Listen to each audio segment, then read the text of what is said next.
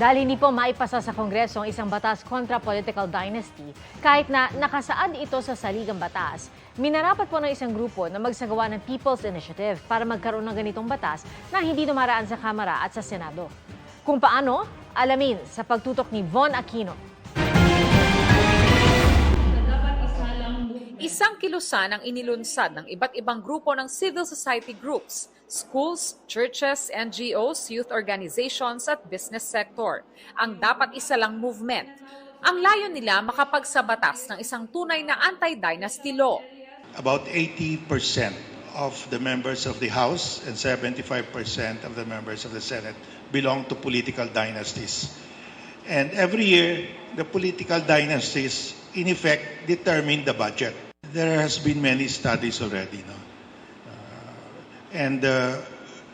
Many groups have analyzed the problem of the country, especially corruption. And the biggest corruption happens in the budget.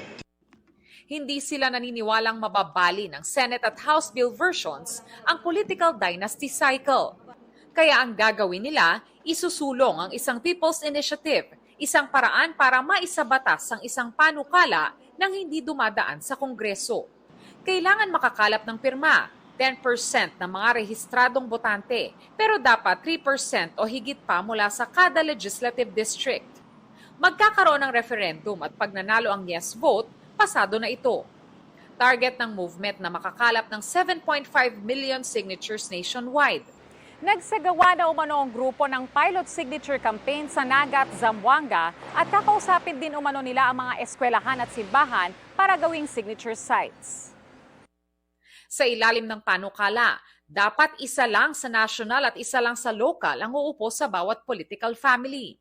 Kasama sa bawal hanggang 4th civil degree of consanguinity and affinity, mga anak, magulang, lolo at lola, tito at tita, mga apo, kapatid, first cousins at kanilang mga asawa at common law partners.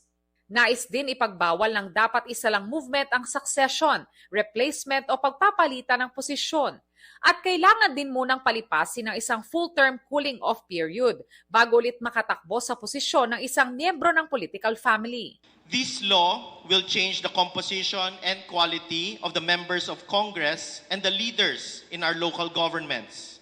Better laws can be passed in Congress. Better national and local budgets and infrastructure projects will be implemented.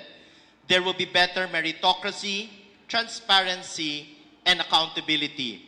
It will make our system work. Von Aquino, Nakatutok, 24 Oras.